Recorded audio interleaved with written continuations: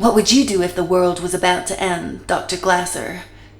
His name was Dylan, a 20-year-old man I had as a patient after his release from the psych ward. Dylan landed himself in the ER after a very dramatic public breakdown.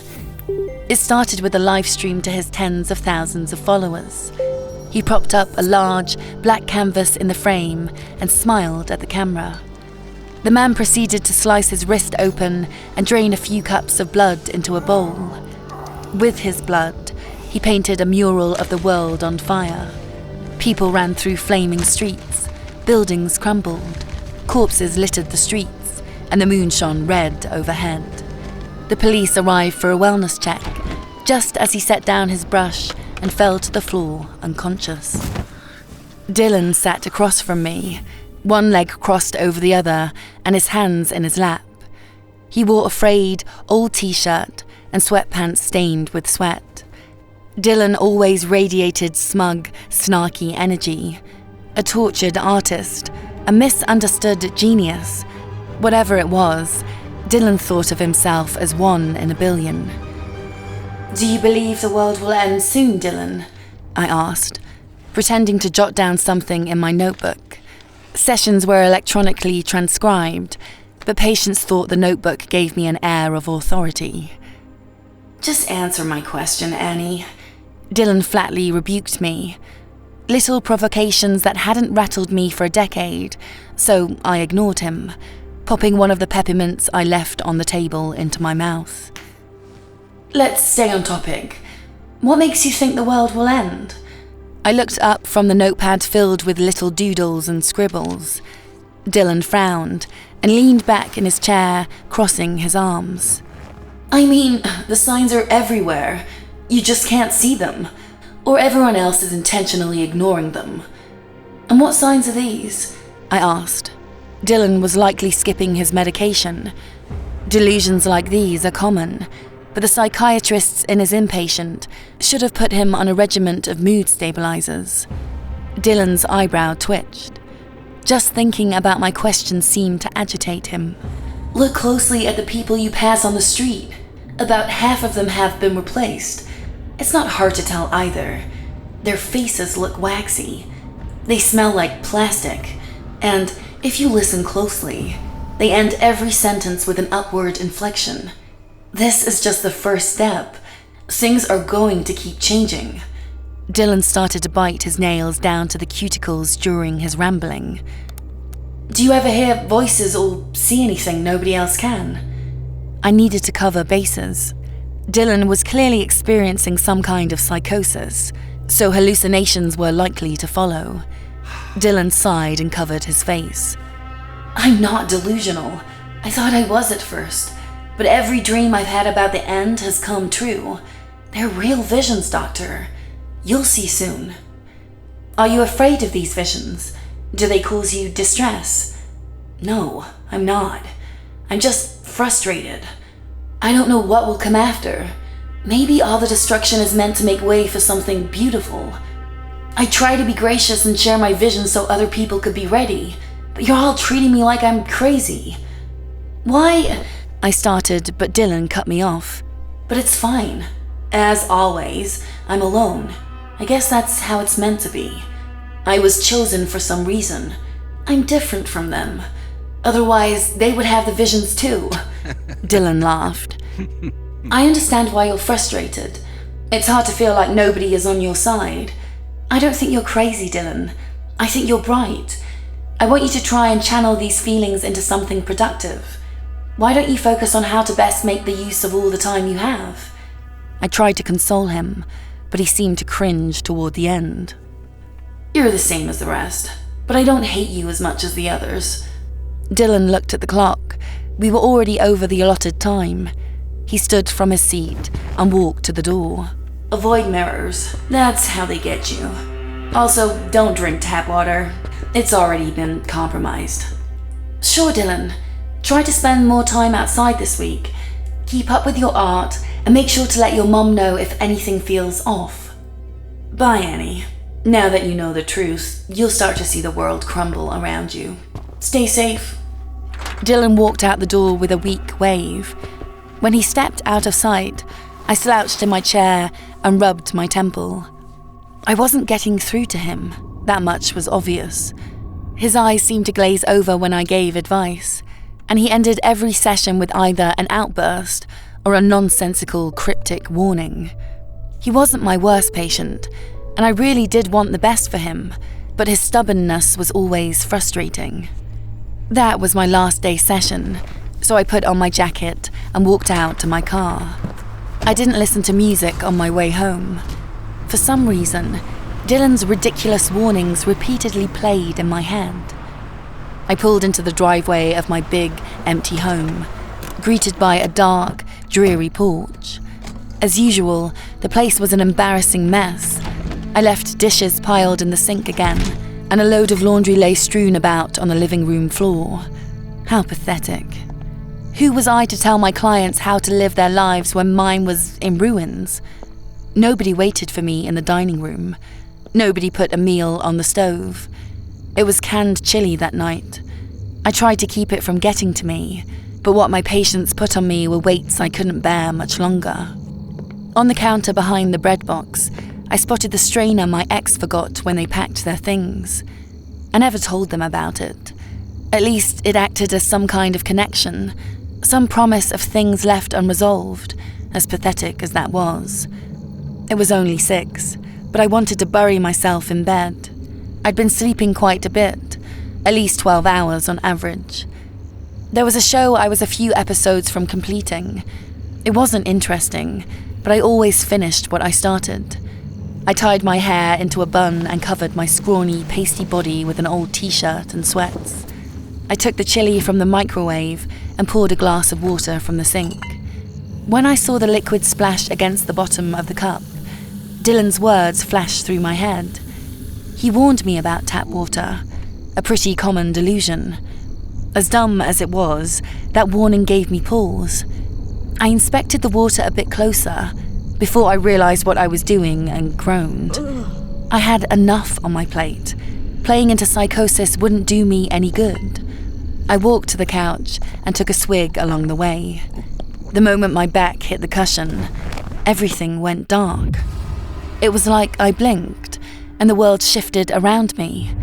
One moment, I had the chili and water in my hand. The next, I was standing in the middle of the living room. Pain radiated from my arms. Long scratches covered with dried blood, and I had torn my clothes to bits. I nearly collapsed from shock, but managed to keep my legs under me.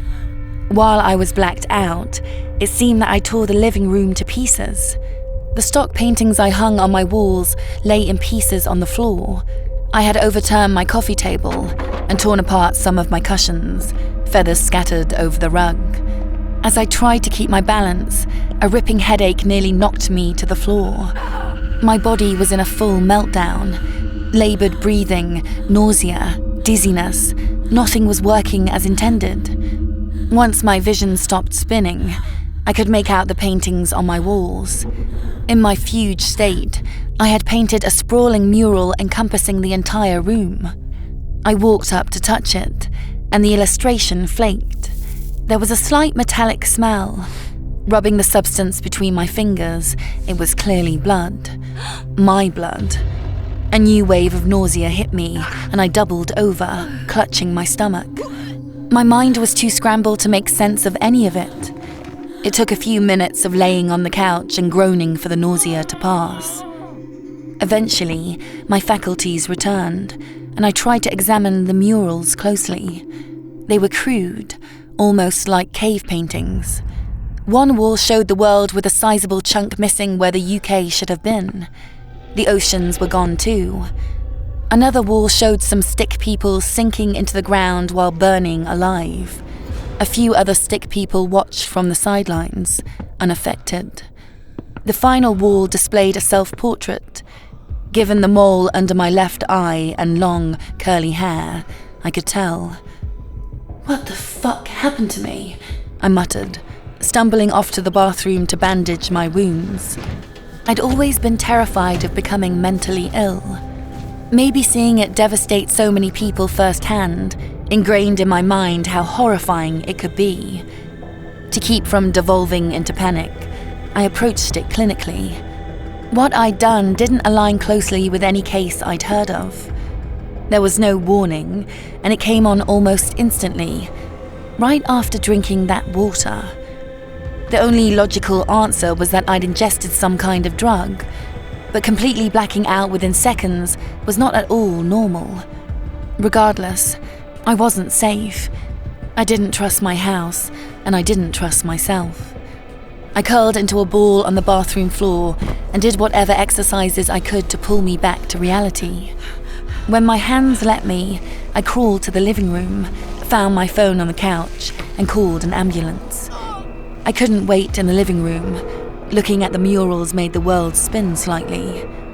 Somehow, I could hear the screams of those burning stick people, though it was very faint. I rested on the kitchen's tile floor for nearly half an hour until the sirens roused me. 3 paramedics burst through the door and found me lying half-conscious.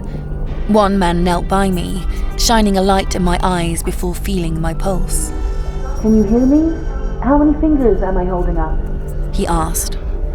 I slurred a response and was loaded onto a stretcher and whisked away to the hospital. For some reason, I couldn't take my eyes off the first paramedic who came to my rescue. Something about his skin looked unnatural, a sheen, or maybe the texture had an uncanny valley feeling. The paramedic sensed me staring at him and looked back at me, quickly turning away when we made eye contact. When we arrived at the hospital, my body had mostly returned to normal. The staff bandaged the scratches on my arms and gave me nausea medication and painkillers, but what they needed most was to get me to a psych eval. I had already evaluated myself for hours, but a second opinion couldn't hurt. They sat me in front of a psychiatrist I recognized, Harold Adams. We had our residency in the same hospital. It's been a while, Harold. I sat across from him in a cramped room with cameras and one-way mirrors. I was hoping to catch up. Not like this, though. Good to see you too, Annie. Why don't you run me through what happened as you remember it? He replied. I immediately realized something was wrong.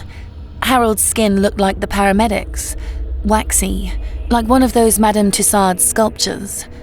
I checked his body up and down, far too long to go unnoticed. Annie?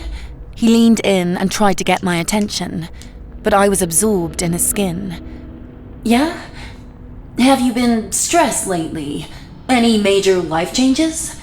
I forced myself to ignore whatever was going on with his body. It was probably the after effect of whatever was in the water. Nothing really. I could be in a slight depression, but it's nothing I can't manage. Despite what had happened, I couldn't confide in anyone. It was shameful that I couldn't practice what I preached. Given all I knew, it was pathetic that I couldn't manage my moods. I never started medication myself. Call it pride, maybe willful ignorance. Besides, mild depression couldn't have anything to do with blacking out and psychosis. All right. Could you walk me through the episode itself? I gave my best account, but I was completely out of body for 2 hours, so I had little to go on. It must have been a drug, right? The toxicology report should have been done by now. What did it say? All I needed was a concrete explanation, and I would be satisfied. Something I could fix.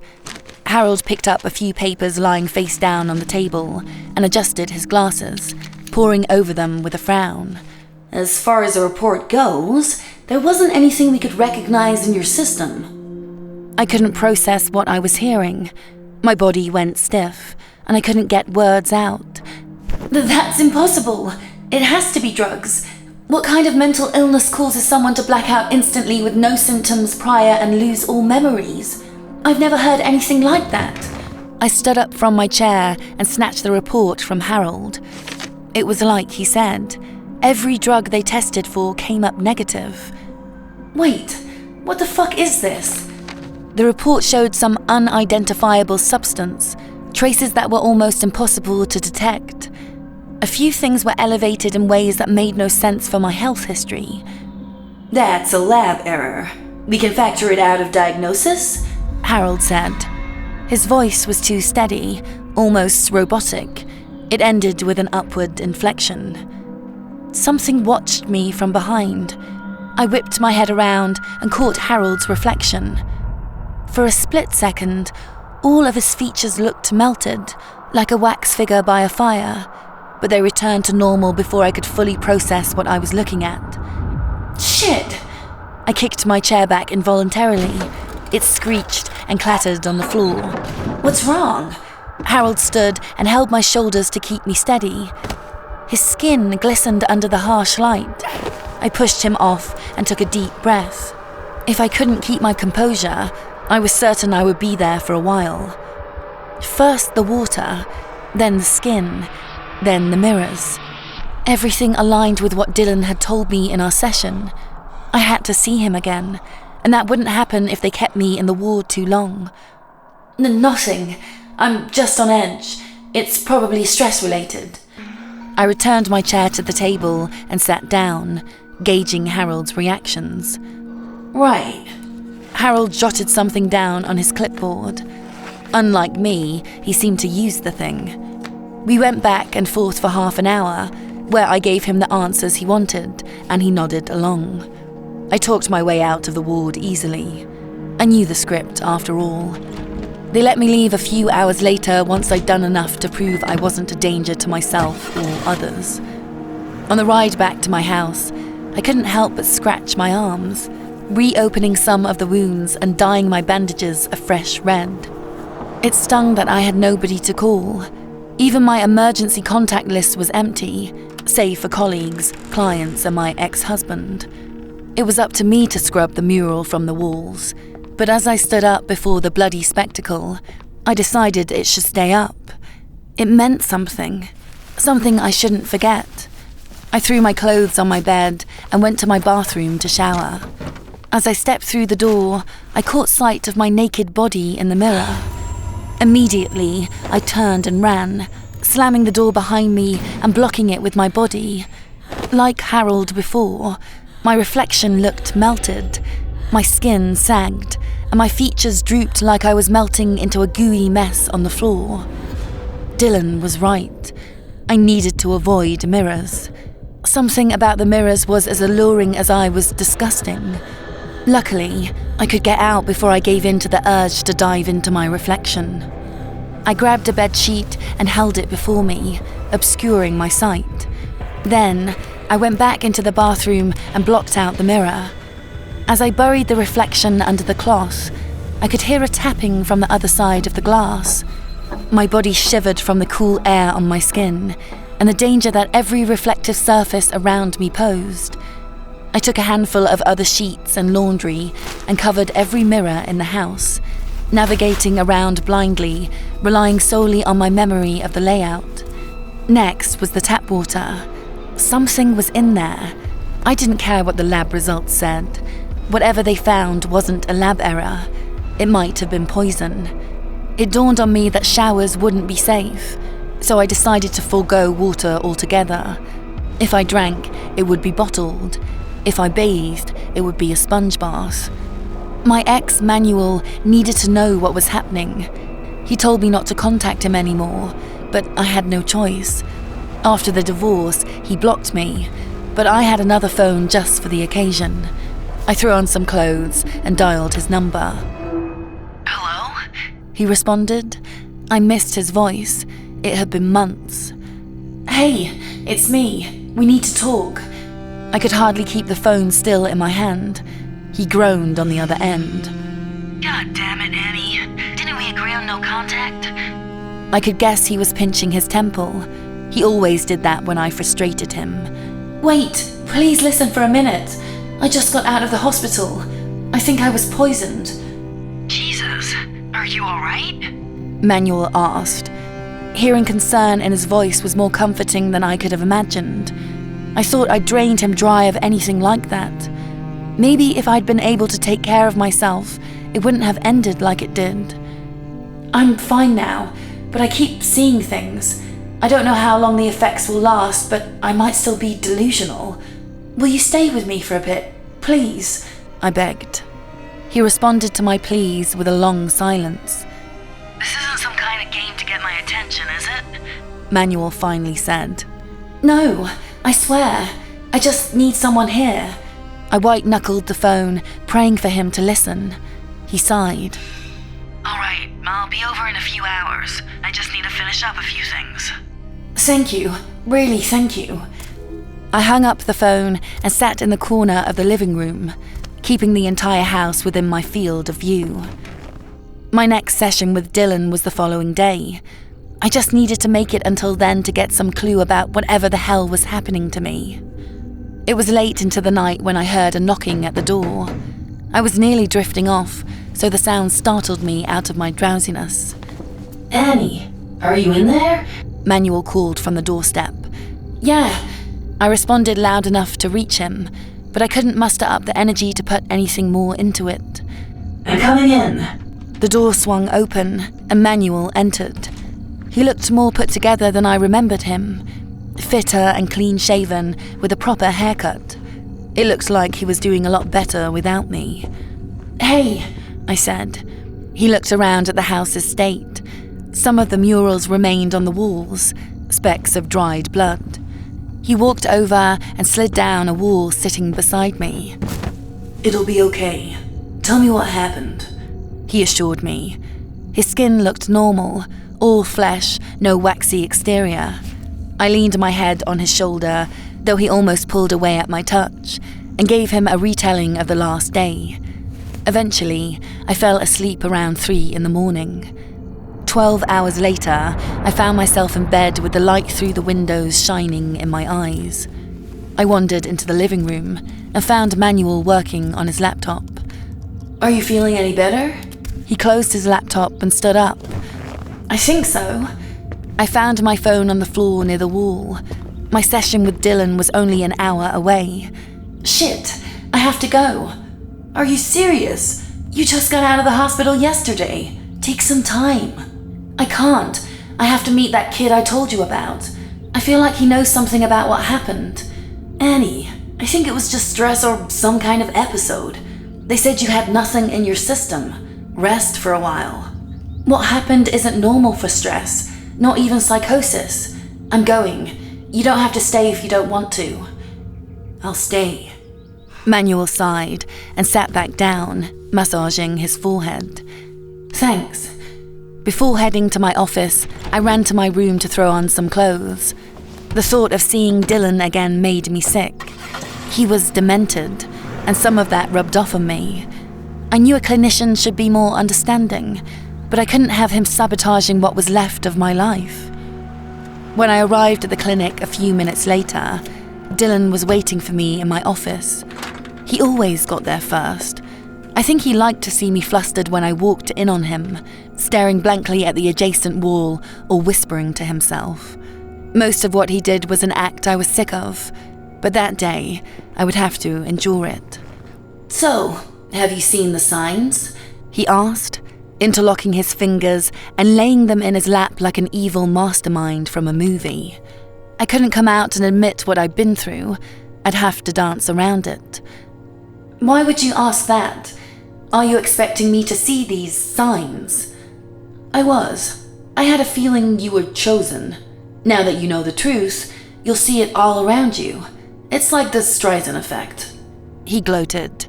He meant the Bader-Meinhof effect, but he hated when I corrected him, so I kept my mouth shut. Do you want me to see these signs? What reaction do you want from me? I asked. Dylan chuckled. Like I said earlier, I am alone. Sure, it's an honor, but what good is it being above others if nobody is around to look up at you? You're smart and miserable enough to make a good companion in the new world. I couldn't muster up a response for a while. I didn't know how I became such an integral part of Dylan's delusions. There was no longer a point in talking about it. What's happening to me? Dylan grinned, elated that I'd willingly fallen into his trap. So it started for you too. I knew it. You were special. A drug's actually in the tap water. How did you know about it? I leaned forward in my seat, desperation dripping from my words. You've seen it for yourself. This is only the beginning. In fact, I had another vision last night. Dylan waited for a response, but I stared at him in complete silence. Babel is coming once again. All of our earthly tongues will be twisted for our hubris. Be aware of avarice. Even those with the purest hearts will be consumed by malice. That's what I was told in my vision. How do I make this stop? The world is not ending, Dylan. There's some explanation for this.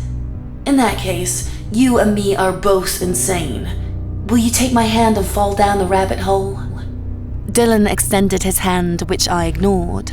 More cryptic bullshit, just what I needed. At that moment, a ripping headache sent a shock through my brain. I bent over my chair, clutching at my skull. What's wrong, Annie? Dylan looked down at me, his voice hinting at amusement. The room spun slightly, but slowly, the pain faded. A wave of nausea washed over me. I have to go, Dylan. We'll continue this talk next time. Those sessions were the only way I could reach him. I didn't have his or his parents' numbers. All the meetings went through the clinic, and that information was strictly confidential. I staggered out of the room, through the door, and to my car. For a few minutes, I weathered the nausea until it finally dissipated. Dylan was useless. I thought that would be the case, but it was disappointing nonetheless. From our conversation, I still had no idea if he was involved in what was happening to me, or if there was some larger conspiracy. Were the headaches and nausea just stress, mental illness, or was it really poison? I drove home to where I prayed Manuel was waiting for me. Opening the door, I found him where I left him, hammering away at his keyboard. You're still here. Thank God. I hung my purse by the door and sat beside him on the couch. He looked up from his computer. So, did you get what you needed? Not really. I still feel pretty shit. Maybe I should go back to the hospital, but I feel there won't be much help either. I sunk into the couch, staring at the ceiling. Part of me was thankful for everything that was happening. At least it brought us back together. Who knew how long, but I'd enjoy it while it lasted. Have you felt any other synopnops? His words didn't match his lips. Sorry, what? I scooted away. I said have you feen Ebby Saloops? The words came out as complete gibberish, entirely out of sync with the movements of his tongue. What are you doing? I couldn't understand a word of that. I clung to the vain hope that it was a problem on his end, but that didn't last long. Saloopsil gof ventral even. Edley, Zafran! He waved his hands and grabbed me by the shoulders. I pushed him off and backed away. The beating of my heart drowned out Manuel's muffled words. I grabbed the remote and put on the first new channel. Like Manuel, I couldn't understand the reporters. Their laughs coming out as distorted crackling noise. Shit! Everything was falling apart. Even with Manuel next to me, I was incredibly isolated. The letters on my walls were scrambled into illegible nonsense. Manuel stood near me, pulling out his phone while uttering incoherent strings of syllables. The words scrambled my brain. They came in through my ears and battered around my head until they became dull ringing, making it impossible to think. I can't. I held my head in my hands as the voices from the TV and Manuel derailed my frantic thoughts. Manuel made a move toward me.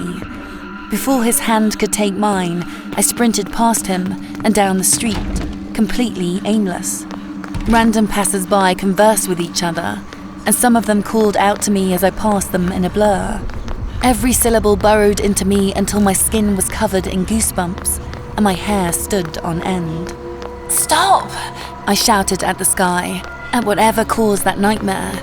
Everyone shut up! I stopped in the street, 3 of my neighbors staring at me like the insane wreck that I was. Something changed about their whispers. Earlier, they had no intention, just mind-numbing noise. But now they were tinged with something darker, some kind of hatred their faces didn't reflect. Somehow, the fingers I jammed in my ears couldn't hide me from the voices. I went back to running, but no matter how much distance I put between myself and anyone else, the voice would reach me. Instead of staying on the streets, I took a sharp diversion into the neighborhood park's thick trees. It extended deep into the woods, so I was sure the voices wouldn't reach me there. Nestled in the bushes was an alcove that homeless people slept in, and teenagers hid away to down stolen liquor. Pushing aside the empty cans and tattered clothes, I made a small space for myself and curled into a ball. Finally, my head was quiet, save for my thoughts. Why? How is this? What do I do? Manuel, is he still at the house? Dylan, what did he say? Babble and malice? My train of thought jumped tracks every few seconds. A sea of panic washed away every plan I tried to formulate. Babel like the Tower of Babel. God scrambled the languages. What else? Fuck, I need to goffle. Something snapped inside my head. What's happened, Fly? Essel, Jupileed. I thought. It was like something had stripped me of my 35 years' worth of language. I tried to recall words, concepts, anything, but I couldn't understand my brain. My thinking became unintelligible, sending me into an overwhelming anxiety. Loglu, Devglin, Oxiali, I screamed. Tears began to well in my eyes when none of it made sense. My body shook with sobs. I tried to clear my mind, but the thoughts streamed faster than I could register. It became too much to bear, so I bashed my forehead into the dirt, trying to reset myself. The pain replaced everything else. I grabbed an empty glass bottle nearby and bashed myself over the head. The impact made me dizzy, so I did it again, much harder. The second hit did the trick, and the world went dark as blood trickled into my eyes.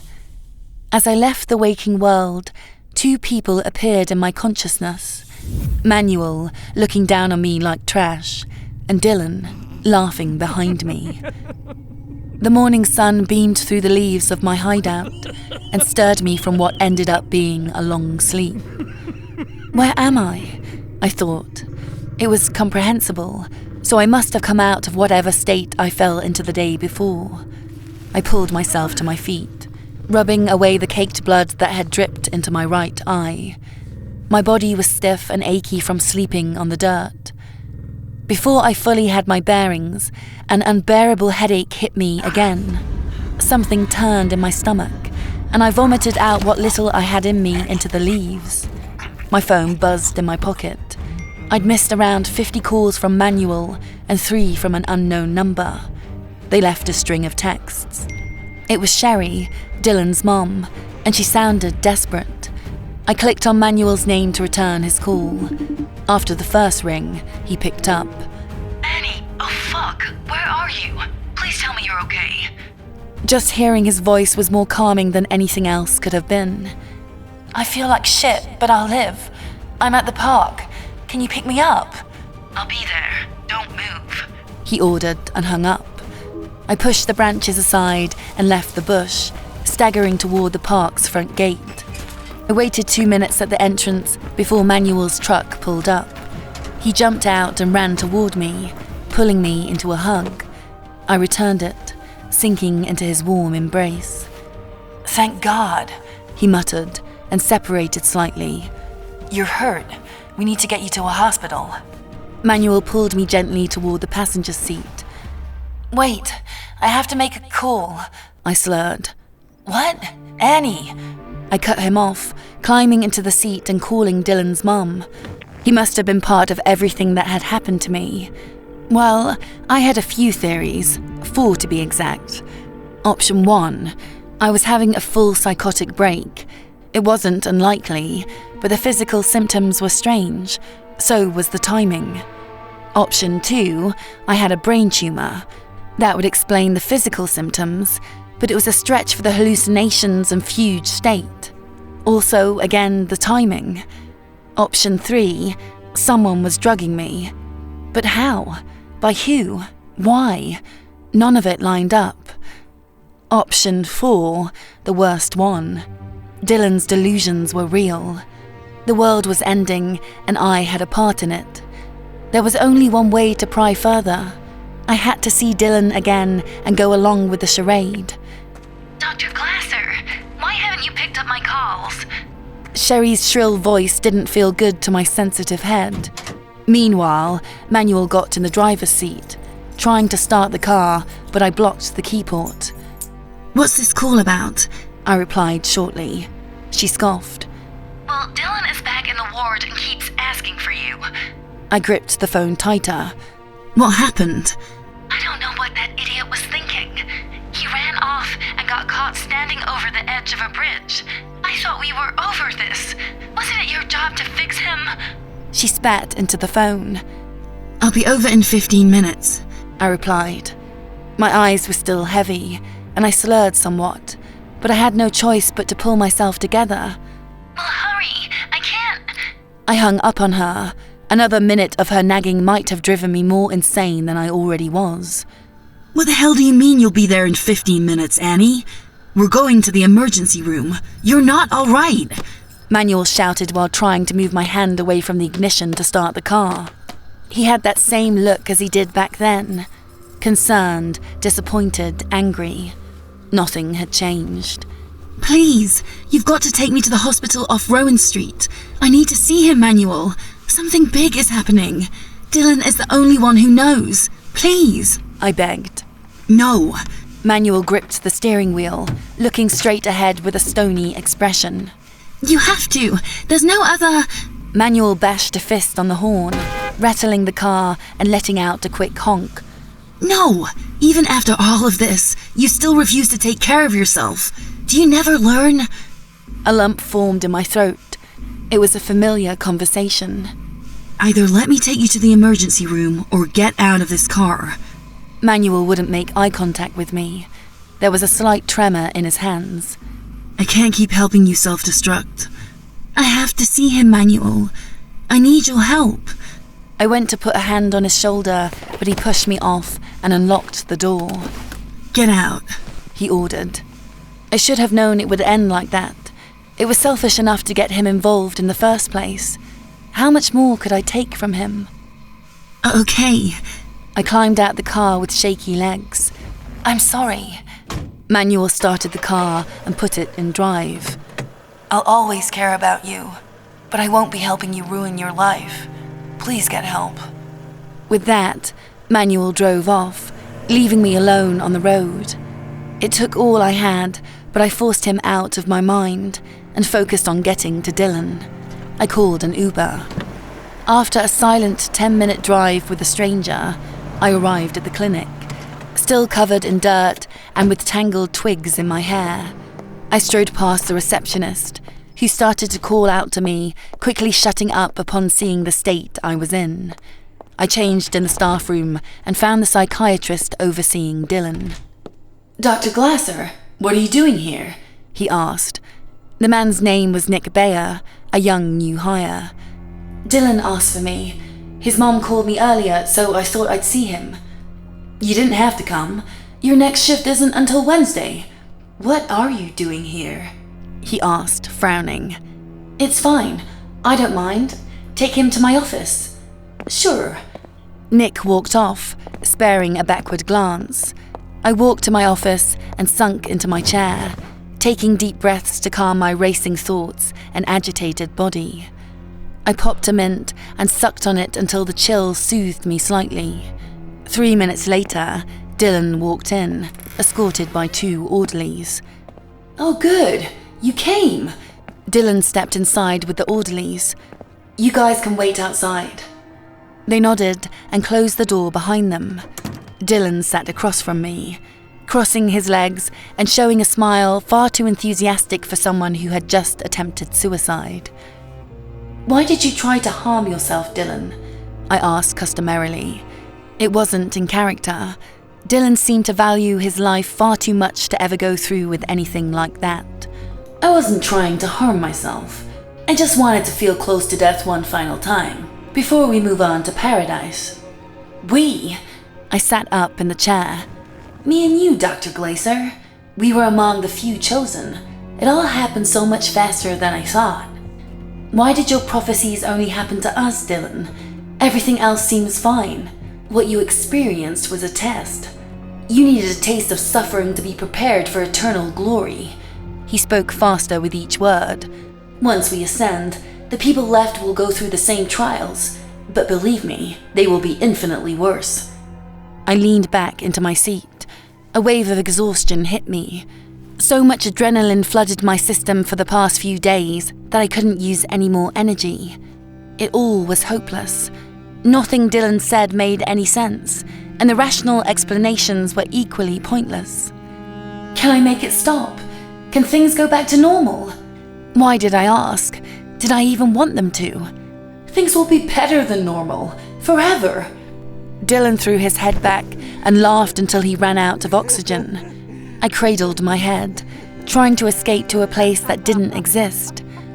I don't want this, I mumbled. Please make it all go away. I think you do want this, Annie. Dylan reached across the table and held my limp hand. I offered no resistance. There's nothing left for you here. You lost your passion, relationships, purpose, and ego. What will you leave behind? An ex-husband who doesn't want to be around you? And 12 episodes of Love Island you haven't finished? He asked softly. My eyes widened and my hand clammy. How do you know that? The visions, Annie. I've seen it all. Trust me. What comes next will make you forget about the life you left behind before you know it. I looked at his skinny, veiny hand in mine. It should have felt repulsive, but it was almost nice. Somehow, this delusion felt more enticing than before. I couldn't scrub the memory of Manuel's face the moment he pulled away. I knew I would never see him again. My last lifeline drove away without a glance back. Nothing was left for me, except for this absurd promise of a new world. Was this all you, Dylan? I don't know how you could have done it, but I don't know what else could be the case. What are you? Dylan stared straight through me, his piercing eyes drilling a hole through mine and deep into the recesses of my consciousness. An angel visited me. It stood at least 10 feet tall and held a flaming sword. Its face was obscured by a golden glow. It knelt before me and told me I had a duty, to find others worthy. I told the world, but nobody listened. Except you, Annie. You're special. I chose you as much as they did, but some part of you was always meant to ascend when the day came. Let's go. Isn't it best to leave this behind? It was a story I had been trained to call a delusion. It should have been the ramblings of a mentally ill man, but it moved me so deeply. My heart ached as I looked back on it all, but it sang when I saw the fire in Dylan's eyes. Dylan smiled and sat against the couch. It's starting soon. He leaned back and watched the fan's blades spin. All at once, I was nauseous, with a ripping headache and tingling all over my body. Do you hear that? Dylan asked. Something chimed faintly in the background, like a church bell. Is that? It's happening. Dylan stood and offered me a hand. I took it and joined him. The chiming grew louder until it sent my head spinning. An intense rumbling shook the building, an earthquake on an unprecedented scale. Screams and footsteps echoed in the halls behind me. Dylan! I cried out and clung to him. It's okay. We'll be okay. Dylan moved us a few steps to the right. The walls and ceiling caved around us. I screamed as chunks of plaster crashed around my body, missing us by inches and forming a perfect circle of debris around us. The ceiling and wall were rubble, but we were untouched. I was shaking so violently that Dylan had to support me. The sky was visible, with a crimson tint stretching from east to west. One patch of the sky remained a brilliant white, and something descended from the spot towards us. An electric shock shot through my body. All of the exhaustion from the days, from my life, burned away, and I was renewed. I wanted to jump from the earth and into that whiteness, but I had to wait. At least another few moments. Are you ready? Dylan asked. His face was bright, and his sunken eyes had more light than I had ever seen. It was magnetizing. The thing from the sky reached us, a golden staircase. Dylan led me up the first step, and the stairs moved upwards like an escalator, taking us into the sky. My feet met the shining steps, and I felt a weight leaving me, one so heavy I couldn't fathom how I'd moved with it before. This was the end of what I knew. Had I really lost it? Was it a dream? Dylan beamed next to me, his body trembling just like mine. But he trembled with excitement. Maybe I did too. Once we cleared the building, I took in the world around me. Pillars of fire shot hundreds of feet in the air, smoke choked the streets, and a chorus of screams echoed from every direction. I looked away and covered my mouth to keep from gagging. "Don't look, Annie. It's too late for them. Look ahead. Isn't it beautiful?" Dylan asked. I looked ahead at the vast whiteness we approached. Light gleamed off the golden escalator, and the bell's angelic chimes drew closer. Eventually, the chimes drowned out the screams from below, and the clouds obscured the burning world. Dylan squeezed my hand. "Thank you for coming with me. To tell you the truth, I was afraid to go alone," he told me. Dylan's voice had a softness I'd never heard out of him. He thought of himself as some kind of prophet. Maybe he was, but those words came from a tender young man. "Yeah," I reached out toward the whiteness. I wanted to bury myself in it, lose myself in the chimes. "It really is beautiful." What was paradise? What was it that I was headed toward? The blaring chimes felt soothing against my ears, and they drowned out the thoughts and memories that tried to drag me back to earth. The world below was a distant memory. As I ascended to paradise, the burdens I had carried fell to the flames below, one by one. I pitied the people left behind. Nobody deserved that kind of torment. But rather than pick up a new burden, I reached for paradise, which was waiting for me ahead. Thanks for watching. If you enjoy these stories, be sure to click subscribe and check out some more stories here.